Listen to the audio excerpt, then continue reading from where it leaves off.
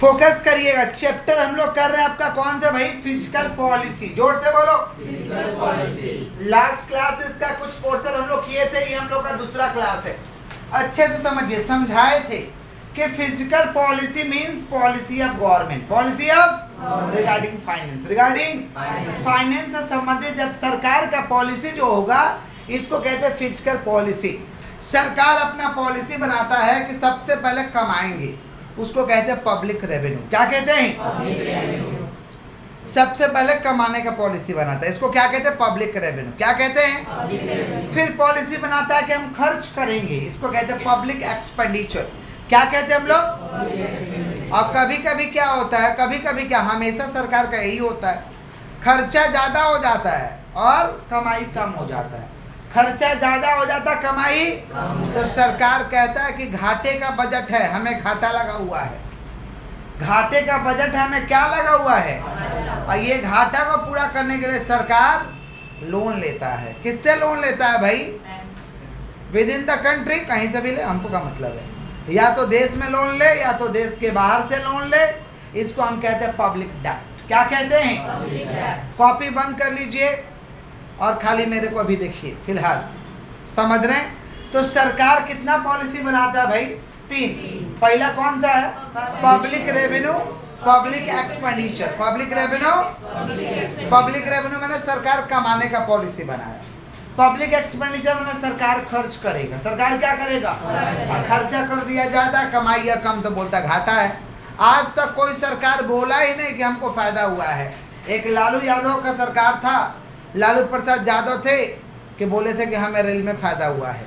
वो प्रॉफिट का बजट लेके आए थे, फायदे का बजट लेके आए थे। समझ पा रहे हैं क्या बोल रहे हैं कि नहीं समझ पा रहे? उसके बाद हर देश अचंभ हो गया कि कैसा मंत्री, अरे बाबा प्रॉफिट का बजट दिखा दिया, जबकि हर देश में लॉस का बजट होता है। हमारे भी देश में होता है, हर देश में होता है। फिर अमेरिका, समझ पा रहे हैं क्या बोल रहे हैं, बुलाया, इंटरव्यू किया कि आपने कैसे दिखाया प्रॉफिट को। और भी बहुत सारे देश बुला करके लालू प्रसाद यादव का इंटरव्यू किए थे जब रेल मोक क्रांति लाए थे। समझ रहे हैं क्या बोल रहे हैं? अच्छा, प्रॉफिट लाए थे जब भाड़ा भी कम हुआ था, 128-29 रुपया भाड़ा था, 125 रुपया भाड़ा था। तो एक वैसे मंत्री थे कि जो प्रॉफिट का बजट दिखाया, नहीं तो आज तक सभी लोग को तो घाटा ही होता है। समझ रहे हैं? इसको हम कहते हैं डेफिसिट फाइनेंसिंग। क्या कहते हैं? इसको पूरा करने के लिए सरकार लोन लेता है, या तो विद इन द कंट्री या तो आउटसाइड द कंट्री। इसको कहते हैं पब्लिक डेब्ट। क्या कहते हैं? समझ तो पब्लिक रेवेन्यू माने revenue of government is called public revenue. सरकार की कमाई को कहते हैं पब्लिक रेवेन्यू। सुजल तुम सुन रहा है? सरकार के कमाई को क्या कहते हैं? Revenue of government, revenue of is called public revenue. बोलो क्या बोले? Revenue of government is called public revenue, revenue of government is called. अब रेवेन्यू दो तरीका का है सरकार का, दो जरिया है, सोर्सेस ऑफ पब्लिक रेवेन्यू। स्रोत दो है, एक है टैक्स रेवेन्यू और एक है नॉन टैक्स रेवेन्यू। सरकार टैक्स के जरिए जब कमाई करेगा तो इसको कहते हैं टैक्स रेवेन्यू, और जब सरकार टैक्स नहीं लेकर के किसी अदर जरिए से कमाई करेगा, इसको हम कहते हैं नॉन टैक्स रेवेन्यू। क्या कहते हैं? Tax revenue means revenue earn from tax, revenue earn from. अब टैक्स दो तरीका का होता है, एक होता है डायरेक्ट टैक्स और एक होता है इनडायरेक्ट टैक्स। बोलो क्या बोले हैं? डायरेक्ट टैक्स, डायरेक्ट टैक्स का डेफिनेशन है tax incidence and impact on which fall on the same person. Tax incidence and impact on which fall on the same person. ये किसका डेफिनेशन है भैया? Direct tax. किसका? Direct tax. और indirect tax का definition है tax incidence and impact on which fall on the different person, on which fall on the different person, इसे कहते हैं इनडायरेक्ट टैक्स। क्या कहते हैं? तो इनडायरेक्ट टैक्स क्या है? Tax incidence and impact on which fall on the different person। Same person पे पड़ेगा तो डायरेक्ट, अलग अलग व्यक्ति पे पड़ेगा तो indirect. Direct tax impose on income of the person, direct tax impose on income of the person, और indirect tax impose on goods and services. Goods and वस्तु और सेवा पे जो टैक्स लगाते हैं इसको कहते हैं इनडायरेक्ट टैक्स। और डायरेक्ट टैक्स क्या चीज पे लगाएंगे भाई? Income of the person, income of the व्यक्तियों के इनकम पे जो टैक्स लगाएंगे इसको कहते हैं डायरेक्ट टैक्स, और वस्तु और सेवा पे टैक्स लगाएंगे इसको हम कहते हैं indirect tax. Direct tax progressive in nature, progressive in ज्यादा कमाई ज्यादा टैक्स, कम कमाई कम टैक्स, और indirect tax regressive in nature. Regressive in Nature. अरे गरीब से ज्यादा वसूला जाएगा, क्योंकि ज्यादा गरीब खाता तो गरीब देगा। इसको कहते हैं regressive in nature. Regressive in Nature. Direct tax का एग्जांपल था इनकम टैक्स, गिफ्ट टैक्स, और इनडायरेक्ट टैक्स का एग्जांपल था GST, custom. GST Custom. Non tax revenue. Non tax revenue means revenue earn from fees, fine, penalty. Fees, fine, Penalty. Fees के जरिए, fine के जरिए, penalty के जरिए जब सरकार को कमाई होगा, इसको कहते हैं नॉन टैक्स। क्या कहते हैं? Non-tax. फीस मिलता है। जमीन रजिस्ट्री कराने जाइए, सरकार एक तो फीस लेगा।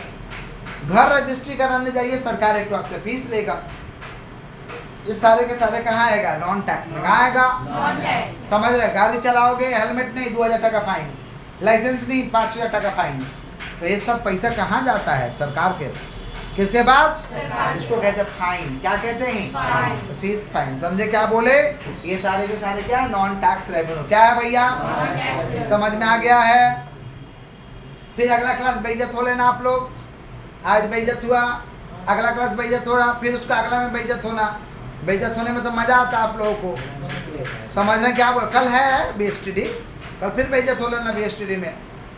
समझ रहे हैं? यस, हर दिन का मेरा तो रूटीन यही है। आज जो पढ़ाएं अगला दिन पूछेंगे।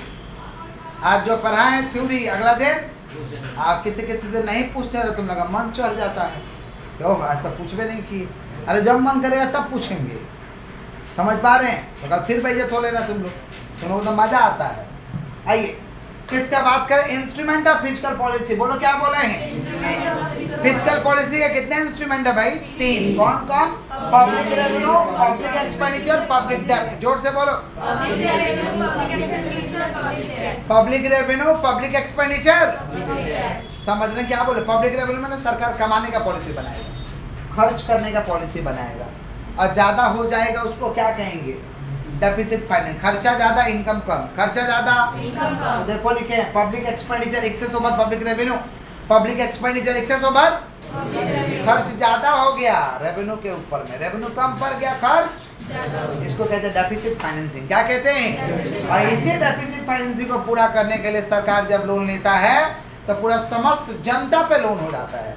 इसको कहते हैं पब्लिक डेब्ट। क्या कहते हैं? Public debt. For mitigating deficit financing government take loan from within the country और outside the country. Within the country और Outside the country. इसको क्या कहते हैं? पब्लिक डेब्ट। क्या कहते हैं? Public debt. सरकार क्या करता है भाई? लोन लेता है। क्या करता है? Loan लेता है. इस डेफिसिट फाइनेंसिंग को पूरा करने के लिए, इस घाटे का बजट को पूरा करने के लिए सरकार लोन लेता है। और जब सरकार लोन लेता है तो पूरा जनता के ऊपर वो लोन हो जाता है। समझ पा रहे हैं क्या बोल रहे हैं कि नहीं समझ में आ रहा है? इसको कहते हैं पब्लिक डेब्ट। क्या कहते हैं? Public debt. मतलब जनता से लेके ही चुकाया जाएगा भाई, जनता के भलाई के लिए लिए। सरकार कहता है हम अपने लिए थोड़े ना लिए थे, जनता के भलाई के लिए लिए थे, तो जनता चुकाएगा। हम क्या जानते हैं? आइए किसका बात करें? पब्लिक डेब्ट। किसका? Public debt. नेक्स्ट हम लोग का क्या है भाई? Give one example of tax impose by state government. State government कौन सा टैक्स लगाता है? Income tax. क्या लगाता है? Income tax. क्या लगाता है? सेल टैक्स और जीएसटी। सेल्स टैक्स और GST. स्टेट गवर्नमेंट लगाता है सेल्स टैक्स, जीएसटी।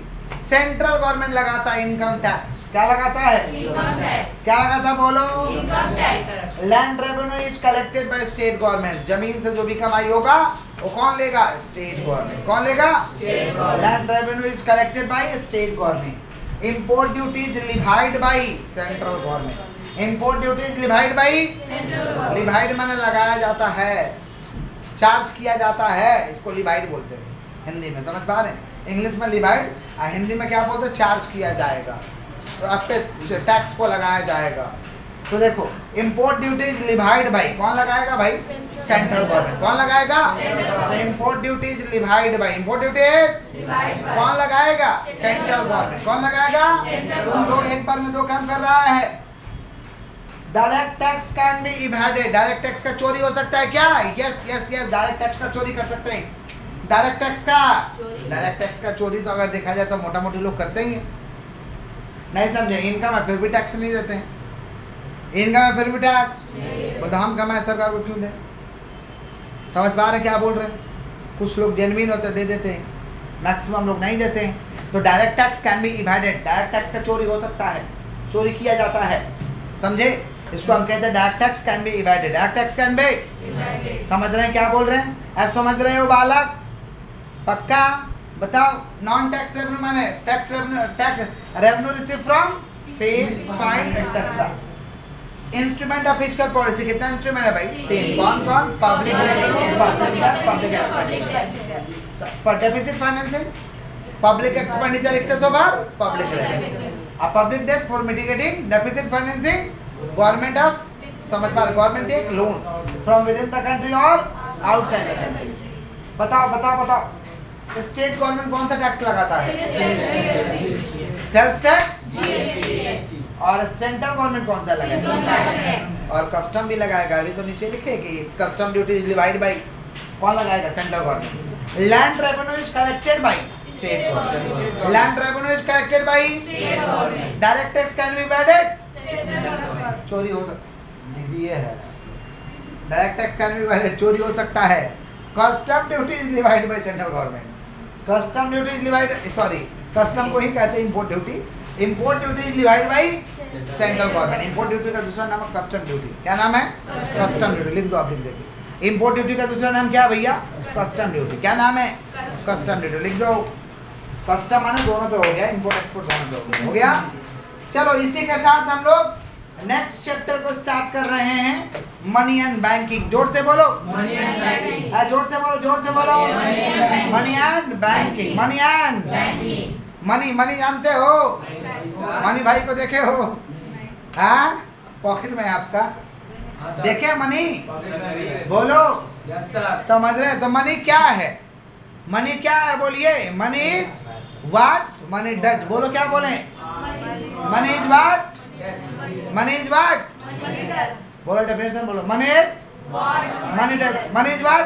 बोला मनी वही है जो सब कुछ कर सकता है और करवा सकता है। कर सकता है और समझ पा रहे हैं? मनी इनका कपाल फुलवा सकता है कि नहीं? पैसा के जरिए हो सकता है कि नहीं हो सकता है? यही है, money is what, money is money does. Money is what, money money वही है जो सब कुछ कर सकता है और समझ पा रहे हैं क्या बोल रहे हैं कि नहीं समझ पा रहे हैं? गाना भी तो आया था, मनी है तो पैसा है। उल्टा उल्टा गाना सुनता है। हाँ नहीं है, ऐसे आया था ना, ऐसे गाना ना आया था रे बाबा। हाँ बहुत दिन पहले आया था। किसका बात कर रहे हैं हम लोग? मनी। किसका बात करें? तो मनी का डेफिनेशन क्या है? मनी मनी है तो सब कुछ है, सीधा बात। मनी है तो सब कुछ है, सब कुछ आपको आसान लगेगा। मनी नहीं है तो सब कुछ मुश्किल लगेगा। मनी है तो सब कुछ समझ पा रहे हैं क्या बोल रहे कि नहीं समझ पा रहे? अभी दुर्गा पूजा आ रहा है, मनी है तो इजी लगेगा पूजा घूमना, आराम से गाड़ी करेंगे, धड़ाक से चले जाएंगे। मन नहीं है तो पैदल जाएंगे। मन नहीं है तो मुश्किल लगेगा, पैदल जाना मुश्किल है ना, गाड़ी लेकर धड़ाक पहुंच जाएंगे। समझ रहे हैं? किसका बात कर रहे हैं भाई? मनी। किसका? तो मनी का डेफिनेशन क्या? Money is what. ठीक है, तो मनी इज डिराइव्ड फ्रॉम कौन सा सिस्टम से आता? Barter system. कौन सा? बार्टर सिस्टम में कभी लिए हो? बार्टर सिस्टम माने goods to goods exchange. Goods to goods, अनाज देंगे आइसक्रीम लेंगे, अनाज देंगे आइसक्रीम माने गुड्स टू गुड्स एक्सचेंज, इसको कहते हैं बार्टर सिस्टम। गाँव में होता है, गाँव में आता लोग डमरू बजाते हुए। डमरू या गाड़ी वाले वो होता है, पेको पेको मारते आता है, दबाता है लोग, आवाज पे पे आवाज होता है, सब जान जाता है ओ माय गॉड आइसक्रीम आ गया। अनाज लेके दौड़ जाएगा लोग, अनाज देगा आइसक्रीम लेगा, अनाज देगा आइसक्रीम, समझ पा रहे? हेयर देगा संपापड़ी लेगा, हेयर देगा संपापड़ी, ऐसा भी तो लोग आता है ना, हेयर देके संपापड़ी। तो कहने का मतलब क्या है भाई? ये क्या बार्टर सिस्टम क्या है? पहले बार्टर सिस्टम होता था। बार्टर सिस्टम में कौन कौन सामान किना? बोला सामान देके पैसा लिए, सामान देके सामान लिए, सॉरी सामान देके सामान लिए। खरीदा तुम लोग? नहीं खरीदे हो? हम लोग तो सामान देके सामान खूब खरीदे, आइसक्रीम खरीदे हैं। सामान देके हम लोग अपने दादी के लिए तंबाकू लाते थे, तंबाकू। नहीं समझे? आजकल हुक्का हो रहा है ना, पाइप लगा के लोग टान रहा है, पाइप लगा के उसी में प्लास्टिक ठूस देता है, उसका प्लास्टिक वो ठूस लेगा, उसका प्लास्टिक वो ठूस लेगा। पहले होता था वो तंबाकू मुंह से फूकने वाला, पानी रहता था अंदर में, वो छेदा रहता था, छेदा में मुंह लगा के लोग फूकता था। नहीं समझे? आजकल तो छेदा में पाइप करके एक्सटेंशन कर दिया गया है, पाइप कर दिया गया है, पानी तो रहता है अंदर में, ऊपर जलता है, कुछ नशा फसा का चीज रहता है। नहीं समझे? नहीं नहीं, बहुत अमृत चीज है, बहुत अमृत है। ठीक है ठीक है, तो पाइप लगा के टान देता है लोग, नहीं समझे? और उसमें वो पाइप भर देता है लोग, इससे घिना नहीं भरेगा, एक वो क्या बोलते हैं, क्या नाम है उसका, वही जो भी है नशा का पत्र जो भी है उसी में लेबर बोल रहे हैं। अरे वो मशीन का क्या नाम है, हुक्का मशीन। तो हुक्का मशीन उसमें डाल दो, पाइप डाल के पिएगा। नहीं समझे, सब अपना अपना पाइप संभालता है, नहीं समझे। तो कहने का मतलब क्या है, पहले ऐसे ही चलता था लेकिन तम्बाकू चलता था। तो मेरा दादी देती थी तम्बाकू की खरीद के लेके आओ, अनाज देती थी, हम तम्बाकू लेते थे, फिर चॉकलेट लेते थे, अपने लिए तो लेना पड़ेगा तो चॉकलेट लेते थे। गांव में ऐसा ही होता, समझ पा रहे। तो ये कौन सा सिस्टम से है, बार्टर सिस्टम। कौन सा, तो मनी इज राइट फ्रॉम कौन सा system, barter system. Barter system माने goods to goods exchange, goods to goods आगे बढ़ते हैं। फंक्शन ऑफ मनी, मनी का तीनों को फंक्शन है, primary function, secondary function, contingent function. जोर से बोलो, जोर से बोलो। Primary function, secondary function, contingent function. बोलो क्या बोले, यही जोर से बोलते हो तुम लोग। मनी का कितना फंक्शन है, 3। पहला क्या, सेकेंडरी फंक्शन, कंटीजेंट फंक्शन। बोलो क्या बोले, primary, secondary, contingent. Primary function सुन लो क्या है, प्राइमरी फंक्शन क्या, मनी कहता है कि मनी का primary function medium of exchange. पैसा देंगे सामान लेंगे, पैसा देंगे, समझ पा रहे हैं क्या बोल रहे हैं। इसको कहते हैं मीडियम ऑफ एक्सचेंज, लेन देन का काम करता है, लेन देन का काम करता है मीडियम ऑफ एक्सचेंज। दूसरा मीजर ऑफ वैल्यू, किसी भी वस्तु का वैल्यू को ज्ञात कर सकते हैं कि 10 रुपया का है, 20 रुपया का, 50 रुपया का है, मेजरमेंट हुआ है ना, इसको कहते हैं मीजर ऑफ वैल्यू। क्या कहते हैं, बुखार लग जाएगा तो आपके बॉडी का टेम्परेचर क्या चीज़ से मापा जाएगा, थर्मामीटर। तो अब ऐसे ही किसी सामान का दाम कितना है, प्राइस कितना है, ये क्या चीज़ से मापोगे, रुपया से। क्या से मापोगे, इसको हम क्या कहेंगे, मेजर ऑफ वैल्यू। क्या कहेंगे हम लोग, तो प्राइमरी फंक्शन में क्या है, पहला मीडियम ऑफ एक्सचेंज। जोर से बोलो, मीडियम ऑफ, और दूसरा क्या, measure of value. Measure of, पहला क्या, बता मीडियम ऑफ एक्सचेंज, और दूसरा measure of value. Medium of exchange, measure of value, medium of exchange हो गया। सेकेंडरी फंक्शन में 2 चीज़ है, सॉरी 3 चीज़ है। पहला है standard deferred payment. Standard deferred, loan ले सकते हो, लोन दे सकते हो, बाकी ले सकते हो, बाकी में दे सकते हो। Standard deferred payment, standard deferred. Store of value, रुपया को घर में इकट्ठा कर सकते हो, रुपया को घर में इकट्ठा, रुपया को बैंक में इकट्ठा कर सकते हो, इसको कहते हैं स्टोर ऑफ वैल्यू। अब पहले का था अनाज, अनाज इकट्ठा करोगे 2-3 साल बाद सड़ जाएगा, पता चला तुम भी सड़ जाएगा। अनाज तो सड़ेगा, तुम भी सड़ेगा महक से। अनाज तो घरे में नहीं इकट्ठा करेगा तो सड़ना स्टार्ट करेगा, तो तुम तो घरे में रहता, तुम भी सड़ेगा महक से। इसी को कहते हैं स्टोर ऑफ वैल्यू। क्या कहते हैं, पहले ये सुविधा नहीं था बार्टर सिस्टम में, ये मनी आया तो संभव हुआ तो रुपया को स्टोर कर, रुपया को डिमोनेटाइजेशन में ना हुआ था, इतना पैसा लोगों का घर में था, समझ पा रहे हैं। कब पता चला, जब नोट बंद हुआ था, पूरा जनता बैंक में लाइन लगा दिया, देखे नहीं थे, पूरा जनता बैंक में लाइन लगा दिया रुपया को जमा करने के लिए, काम धाम छोड़ के बैंक में लोग लाइन लगा दी। समझ पा रहे हैं क्या बोल रहे हैं कि नहीं समझ पा रहे। तो पहला क्या, स्टैंडर्ड डिफर्ड पेमेंट। जोर से बोलो, दूसरा store of value, store of, और तीसरा क्या, transfer of value, transfer of. अपना वैल्यू किसी और को दे सकता है, अपना रुपया किसी और को दे सकते हैं। एक बाप को अपने बेटे को पैसा दे सकता है क्या, एक बेटा अपने बाप को पैसा दे सकता है, किसी और को दे सकता है, दे सकता है। इसको कहते हैं ट्रांसफर ऑफ वैल्यू। इसको क्या कहते हैं, ट्रांसफर ऑफ। हाँ, आप लोग दे सकते हो रुपया किसी और को, क्यों नहीं दे सकते हैं भाई, आपको क्या रिस्ट्रिक्शन है देने।